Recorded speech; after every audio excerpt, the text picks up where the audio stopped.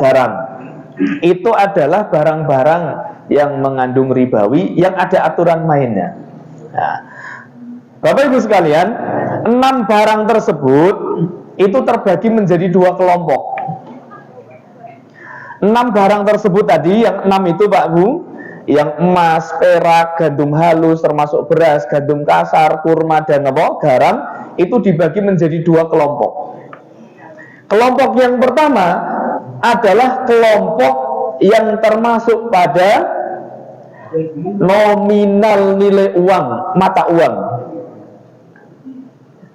atau dalam istilahnya disebut as-samaniyah, ya, nilai tukar mata uang. Kelompok pertama adalah termasuk nilai tukar atau mata uang. Di situ ada 2 jenis, yaitu emas dan perak. Ya, jadi kelompok yang pertama adalah kelompok nilai tukar atau mata uang. Di situ terdiri dari emas dan perak. Nah, kelompok yang kedua adalah kelompok yang terdiri dari 4 yang tadi itu termasuk disebut pada kelompok makanan pokok. Kelompok makanan pokok. Gandum halus termasuk beras, gandum kasar, kemudian kurma dan garam. Itu masuknya kelompok makanan pokok. Jadi ada 2 tadi, satu kelompok mata uang terdiri dari emas dan perak. Yang kedua adalah kelompok makanan pokok yang terdiri dari 4 jenis tadi. Wow, okay. Nah, ada aturan mainnya, Pak. Ada aturan mainnya. Yang pertama, nah niki catat ya, sehingga jadi jadi simpanan untuk panjenengan. Aturan mainnya adalah syarat yang pertama, apabila pertukarannya satu jenis,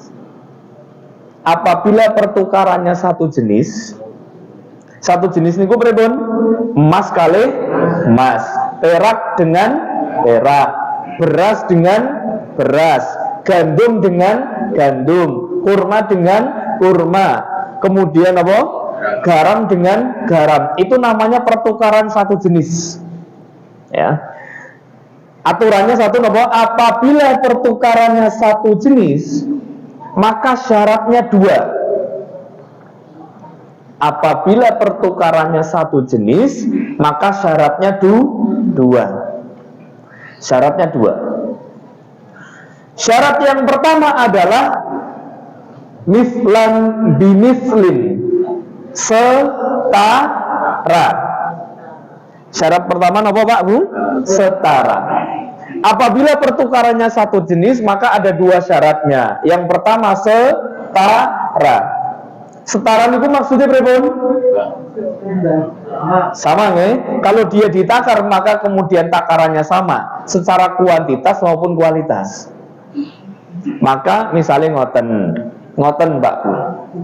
Contoh misalnya emas kan barang ribawi nggih. Kalau pertukaran emas dengan emas, syarat yang pertama tadi apa? Setara. Setara itu sama. Panjenengan menukar emas 3 gram dengan emas 3 gram, itu setara atau tidak? Panjenengan menukar emas 3 gram dengan 4 gram, setara atau tidak? Tidak setara. Kalau tidak setara, maka itu termasuk riba. Kalau tidak setara, maka termasuk riba. Maka pertukaran emas itu harus setara. Jenengan nuker emas 3 gram 24 karat dengan 3 gram 12 karat, sama atau tidak? Tidak. Setara atau tidak? Tidak setara. Maka kalau terjadi pertukaran seperti itu, maka itu pertukaran ribawi.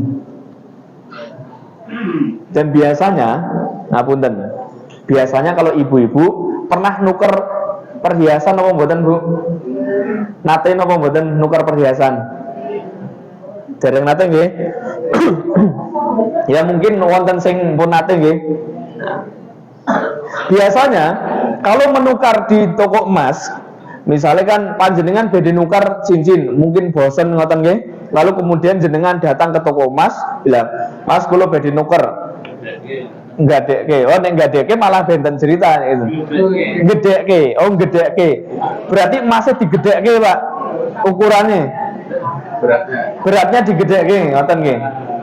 Nah, biasanya kan ketika napa menukar mungkin saya kula seneng sing niki Mas. Ketika ditimbang ada selisih kan. Misalnya ternyata tadi gedhekke kan berarti punya kita lebih kecil dan yang ditukar lebih besar. Otomatis nambah uang, nggih napa mboten? Nambah arto kan? Nambah arto. Nah, itu sering terjadi di masyarakat kita kan nggih? Masya Allah, itulah riba, Pak. Itu riba itu. Nambah gram, betul. Bayar uang kan? Bayar uang kan? Tapi tadi nopo rumusnya, kalau pertukarannya satu jenis emas dengan emas, maka harus setara. Setara itu apa? Kuantitasnya. Kemudian yang kedua, kualitasnya harus setara, Pak. Nah, maka solusinya pripun? Panjenengan saderien, bar niku kan jenengan angsal arto nggih. Terus kemudian tumbas sing anyar, sing luwih ageng, sing luwih kathah. Boleh saja seperti itu. Tapi kalau ditukar langsung, ketika panjenengan nukar kemudian niki sing ditukar 4 gram. Terus gadahin jenengan 3 gram, kan jenengan kudu nambah selisih 1 gram ini kan nggih. Misalnya nambah 600 atau 700 ribu berupa apa? Uang tunai kan? Maka itu termasuk riba kalau pertukaran seperti itu. Ya, dan itu tidak boleh. Maka solusinya berapa mau? Panjenengan saderien, kan panjenengan pun angsal artone nggih. Angsal artone, Mas, kulo bede sate masih kulo berapa? 3 gram, ini 3 gram ya 3.500.000. Jenengan maringaken cincinnya, panjenengan angsal artone kan? Terus kemudian panjenengan ngeling-ngeling, ketoke wonten sing sae niku kula tumbas, harganya 4.500.000. Panjenengan sudah ada uang 1 juta tambah 3.500.000, pas 4.500.000 kan? Itu sah, boleh. Tidak apa-apa. Maka harus dijual dulu baru panjenengan beli lagi.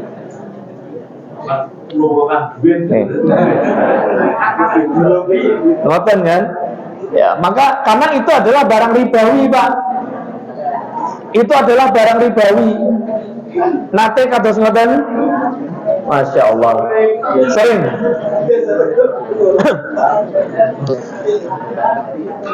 Ayo, kalau yang kemarin kan mungkin belum tahu nggih.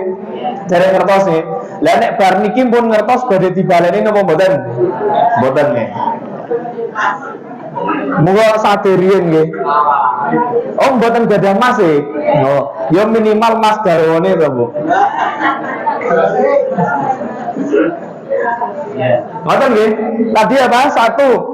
Kalau pertukarannya satu jenis, emas dengan emas, perak dengan perak, beras dengan beras, gandum dengan gandum, kurma dengan kurma, garam dengan garam, maka tidak boleh ada selisih. Pertukaran beras rojo lele 1 kilo dengan beras raskin 1 kilo, angsal apa mboten? Tidak boleh. Kenapa? Karena dia adalah barang ribawi. Pertukarannya harus sama. Nek rojo lele kalih napa? Rojo lele, nek rojo lele kalih raskin benten apa mboten regine? Ya benten. Maka itu ada selisih dan itu nggak boleh.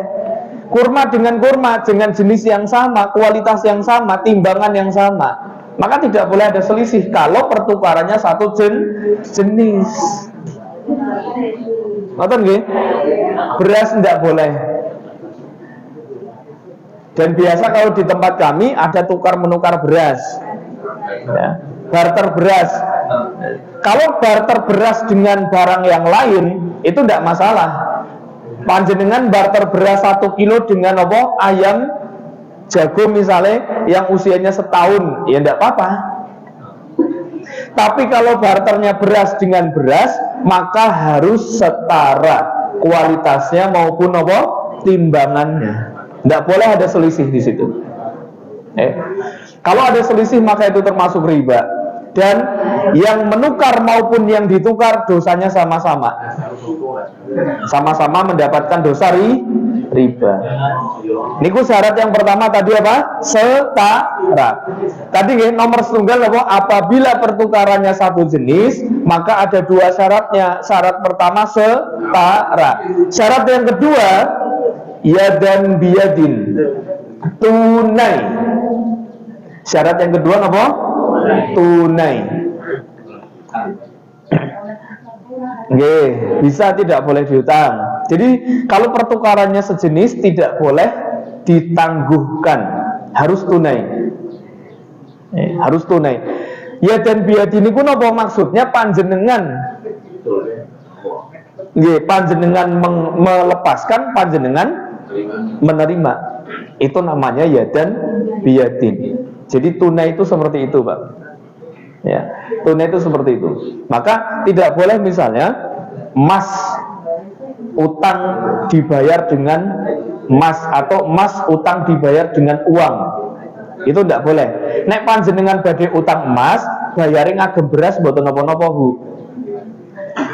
Nggih, nek panjenengan utang emas teng toko emas, bayari ngagem tewul, ngagem telo, ngagem singkong mboten napa-napa. Ning sing penting tokone purun apa mboten kan ngoten. Lah nek tokone purun ya ndak masalah kan itu. Oh, kula kebetulan butuh beras, butuh singkong ya ndak apa-apa. Tapi kalau panjenengan hutang emas kok dibayar dengan uang atau dibayar dengan emas lebih-lebih, maka itu ndak boleh. Ya. Kalau panjenengan hutang emas dibayar dengan uang itu termasuk napa? Menangguhkan, dan itu ndak boleh. Maka barang-barang ribawi itu tidak boleh ditangguhkan, harus langsung pertukarannya langsung. Termasuk ngapunten. Nek panjenengan terutama yang muda-muda sik senenge online niku. Nah, sekarang kan jual beli banyak yang online nggih. Beli emas online. Beli perhiasan online. Kinten-kinten nek jual beli online niku tunai atau tidak? Tunai atau tidak? Jenengan lem bayar cash langsung, panjenengan bayar ketika misalnya beli emas 5 gram 10 juta, langsung jenengan transfer saat itu. Itu tunai atau tidak? Tunai apa tidak? Tidak tunai ya. Kenapa? Karena ketika kita bayar tidak langsung dapat barangnya. Ya, kalau COD boleh dengan catatan si kurirnya itu adalah wakil dari perusahaan tersebut, atau diberikan wakalah, diberikan wewenang untuk mengambil uang tersebut. Tapi biasanya itu modelnya dihutangi, Pak, kadang-kadang oleh si jasa pengiriman. Jadi pengiriman itu yang bayar dulu ke pedagang, baru kemudian si kurirnya ngambil ke kita. Kalau nggak ada kelebihan nggak masalah. Nah, cuman ini jadi masalah berikutnya adalah karena jual belinya ke kita, tapi yang bayar bukan kita. Nah, ini yang jadi problem sebenarnya. Maka kalau panjenengan dari tumbas emas itu jangan online, karena itu tidak boleh. Nah, emas ya, jual beli emas itu tidak boleh online. Harus langsung, ketemu langsung, beli langsung, bayar langsung, dapat langsung barangnya. Ya. Maka tadi apa? Syarat yang pertama, aturan yang pertama, apabila pertukarannya satu jenis, maka syaratnya ada dua. Ketika pertukaran emas dengan emas, perak dengan perak, beras dengan beras, kurma dengan kurma, gandum dengan gandum, maka syaratnya ada dua. Satu apa? Setara, tidak boleh ada selisih. Yang kedua itu tunai, harus tunai. Ya dan biadin itu harus tunai. Termasuk ngapunten sangat. Jenengan nate nuker arto napa mboten? Nate nuker arto nggih. Ada dua kasus di situ. Uang yang pertama pertukarannya tidak setara. Biasanya ngapunten. Ya saya sebutkan karena ini untuk jadi pelajaran kita semua. Di jalan apa? Jalan Taman Pintar itu depan niku kan. Itu biasanya banyak sekali untuk nopo? Jasa penukaran uang. Dalam Islam penukaran itu namanya buy on. jual beli. Jual beli itu maksudnya tukar menukar. Ya. Jadi tukar menukar itu dalam fikih muamalah itu adalah istilahnya bai, jual beli. Nah di sana nih Bu, modelnya kan menukar uang sing lawas kali nopo anyar tur recehan kan kadang ngoten ya Bu. Nah sering kali terjadi adalah transaksinya itu mengandung ribawi. Kenapa? Karena tidak setara biasanya. Panjenengan artone 1.000 setunggal nggih, sak lembar 1.000. Jenengan badhe nuker kalih arto sing gangsal ewunan. Ya kan? Berarti harusnya berapa lembar? 20 lembar kan? Nggih, 20 lembar toh. Tapi biasanya kan dapatnya hanya 19 lembar. Kalih dosa. Kalih dosa. Kalau di beberapa tempat ada yang seperti itu, dapatnya hanya 19 lembar. Ada uang jasanya. Ada uang jasanya, biasanya begitu. Di beberapa tempat seperti itu. Nah, yang saya sebutkan itu modelnya seperti itu, Bu. Jadi ketika membayar, ketika tukar 100.000 dengan yang 5.000 itu dapatnya hanya 19 lembar. Yang 5.000 itu adalah jasanya. Secara hukum sebenarnya boleh, dengan catatan tidak seperti itu prosesnya. Kalau prosesnya langsung diambil, yang 5.000 niku langsung dipundhut, jenengan mung naming angsal 19 lembar, maka itu tidak setara dan itu riba namanya. Tapi kalau misalnya jenengan angsal rien kalih dosa niku, lalu kemudian setelah itu diberikan, yo iki nggo napa? Bensin ngoten kan, sebagai bensine nggo jenengan, ya itu boleh saja. Meskipun itu juga menjadi catatan. Kenapa? Karena biasanya yang seperti itu kan tetap niatnya adalah cari untung, gitu Pak. Ya kan? Yang menukar uang kan niatnya cari untung kan? Ya. Tapi kalau prosesnya benar, sebenarnya masih boleh saja. Tapi kalau prosesnya tadi langsung diambil, panjenengan hanya mendapatkan 19 lembar itu, maka itu tidak boleh. Itu tidak setara dan itu mesti namanya riba. Atau yang pernah terjadi, jenengan boten nuker kados ngoten. Jenengan nuker kalih tonggone artone 1.000, lalu kemudian tonggone yang jenengan beda nuker sing receh niku wau. Mbak, aku arep nuker duite recehan. Oke, recehan. Nah, ono 20 telu. Lalu kemudian apa? Gangsal ewunane dongeng kan pinten? Sisanya adalah 40.000, berarti harusnya 8 lembar. Tapi ternyata 5.000-an ini baru 7 lembar. Berarti nominalnya baru 95.000. Tapi jenengan pun maringaken artone ming tonggone niku.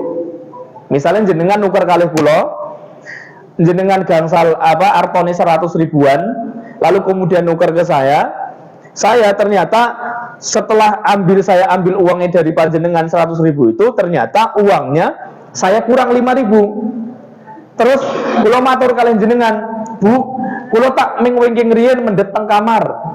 Napa misale Bu, kula tak ming wingking riyen mendhet teng toko ming warung misale ngoten. Nah, tapi panjenengan pun maringaken arto sing 100.000 niku ming kula. Nate mboten nuker kados niku. Iya. Nate nggih. Nate.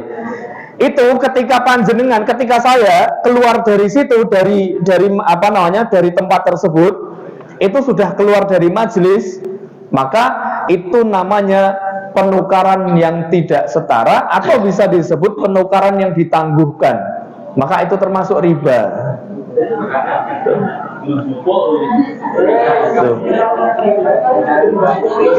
Karena saya sudah mengambil uang dari panjenengan. Nah, pripun supados aman panjenengan badhe nuker ampun riyen maringi arto ning kula. Artone jenengan disimpen riyen, yu Mas Imam kula badhe nuker 1.000. Oke recehan, tak ditung riyen. Oh kurang. Artone jenengan kan tasih tenggen jenengan toh. Nah, oh kurang tak njukut sik. Wengking mun genep tembe ijolan dulung. Itu sah dalam Islam. Nah,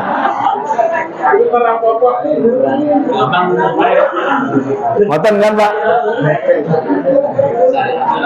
Itu kan sepele nggih Pak Bu, tapi tidak boleh. Kenapa? Karena pertukaran uang dengan uang. Sementara uang itu adalah barang ribawi yang satu jenis pertukarannya, maka tadi syaratnya apa? Harus setara. Yang kedua tunai. Ketika saya dapat, saya harus melepaskan. Itulah namanya tunai Pak. Maka ketika panjenengan maringi ming kula 1.000, ning kula kurang, otomatis kan kula medal rien, kan ngoten.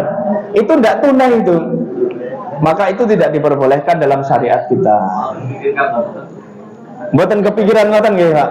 Lah itu karena memang gini, fikih muamalah itu bahasanya ya detail dan mendalam. Jarang sekali yang napa? Yang memang ya mempelajari sedalam itu ngoten. Padahal itu adalah aktivitas kita sehari-hari kan? Aktivitas kita sehari-hari Pak Bu. Ketoke kok sepele tapi yo jebule ngoten itu. Dan tidak boleh. Kenapa? Karena pertukarannya adalah uang dengan uang. Yang uang sekali lagi Bapak Ibu sekalian, uang itu adalah barang ribawi. Titik. Tidak boleh kemudian apa?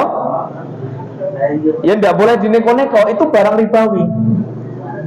Nah, cuma ada pertanyaan begini. Kenapa kok kemudian orang boleh berhutang dan boleh nyicil padahal hutang uang bayarnya uang? Nggih kan? Nggih mboten. Misalnya jenengan ate ngambil nopo didampili arto kan? Sementara orang yang hutang ke panjenengan bayarnya kan dengan uang.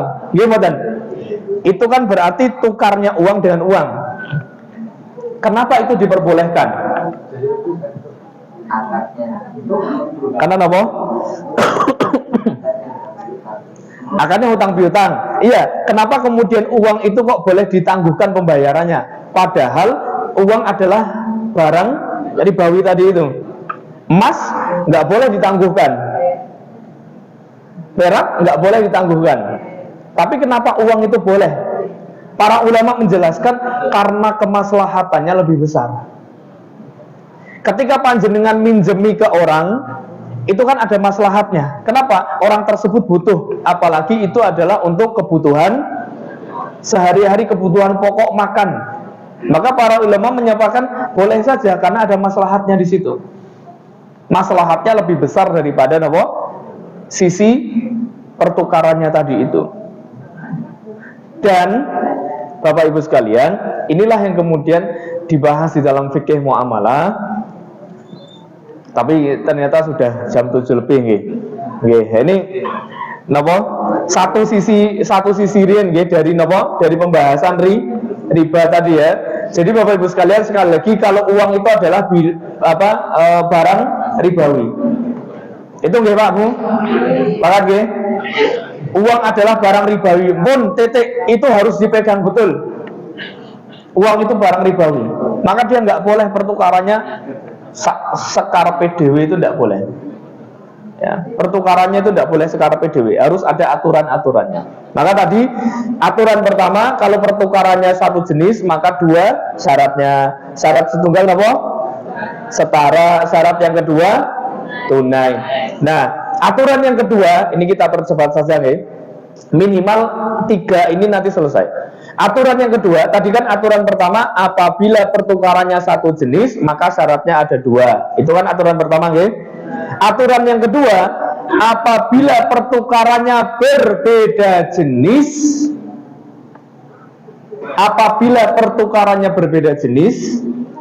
tapi satu kelompok, benten jenis tapi satu kelompok. Tasih kemutan, wonten 2 kelompok. Kelompok mata uang dengan kelompok makanan pokok. Maksudnya beda jenis tapi satu kelompok nopo? Emas dengan perak, beras dengan kurma, atau misalnya beras dengan garam, gandum kasar misalnya ngoten nggih. Itu pertukarannya berbeda jenis tapi satu kelompok. Syaratnya hanya satu, Pak. Syaratnya hanya satu. Napa? Tunai. Kalau pertukarannya berbeda jenis tapi satu kelompok, syaratnya hanya satu, yaitu tunai. Tidak harus setara. Jenengan ijolan misalnya nuker emas 1 gram kalih perak 1 gram, setara apa mboten? Setara apa tidak? Secara timbangan setara kan? Tapi secara harga setara apa mboten? Itu namanya tidak setara. Maka tidak masalah. Atau panjenengan misalnya menukar emas 1 gram dengan perak 1 kilo. Angsal apa mboten? Boleh saja. Karena apa? Berbeda jenis. Tapi syaratnya satu, tunai. Saat itu harus panjenengan berikan, saat itu panjenengan dapatkan. Ya. Maka tadi, kalau panjenengan misalnya hutang emas dibayar dengan perak atau dibayar dengan apa? Uang, itu tidak boleh. Karena apa? Pertukaran berbeda jenis, tapi masih satu kelompok. Maka tidak boleh, harusnya tunai. Harus tunai. Ya. Maka ketika panjenengan nuker garam 1 kilo dengan beras 1 kilo, boleh nggak? Boleh. Yang penting tunai. Jenengan berikan garamnya, jenengan dapat berasnya. Itu tunai. Oke? Syaratnya itu. Maka yang kedua tadi apa? Apabila pertukarannya berbeda jenis tapi satu kelompok, maka syaratnya tunai. Dan yang terakhir, yang ketiga, apabila pertukarannya berbeda jenis dan berbeda kelompok, beda jenis dan beda kelompok. Tadi apa? Emas dengan beras, emas dengan kurma, emas dengan garam. Itu berbeda jenis dan berbeda kelompok. Maka tidak ada aturan, yang penting saling ridho. Gampang nih, mboten wonten aturan, sing penting ridho. Jenengan nuker emas 1 gram, nopo misalnya jenengan nuker emas 1 kilo, ditukar kalih garam 1 kilo. Urun mboten, Pak? Angsal nggih? Angsal. Sing penting kan ridho kali ikhlas kan ya, Pak? Syaratnya yang penting ridho saja. Jadi kalau di sini baru nanti di situ muncullah antarad, saling ridho. Niku teng mriku, Pak, Bu. Maka ini saya sampaikan Bapak Ibu sekalian, memang betul ibadah itu syaratnya 2 yang paling utama, ittiba dan ikhlas. Kan ngoten nggih? Betul ya? Ibadah itu diterima itu ittiba dan ikhlasnya. Tapi jangan dibalik. Jangan ikhlasnya dulu baru ittibanya. Jangan ikhlasnya baru ngikut syariatnya, itu tidak boleh. Kita ikut syariat aturannya, baru ikhlasnya setelah itu, Pak. Jangan kemudian beribadah, loh sing penting, lah kula beda nukeraken tadi misalnya saya hutang. Riba yang sering terjadi di masyarakat kan riba hutang piutang ya, Pak. Jenengan misalnya nopo nyilihi 1.000 tapi mensyaratkan di awal harus dikembalikan 150.000 misalnya. Saling ridho nggak? Ya yang hutang itu jadi terpaksa nih, balik ke luwih itu jadi ya terpaksa.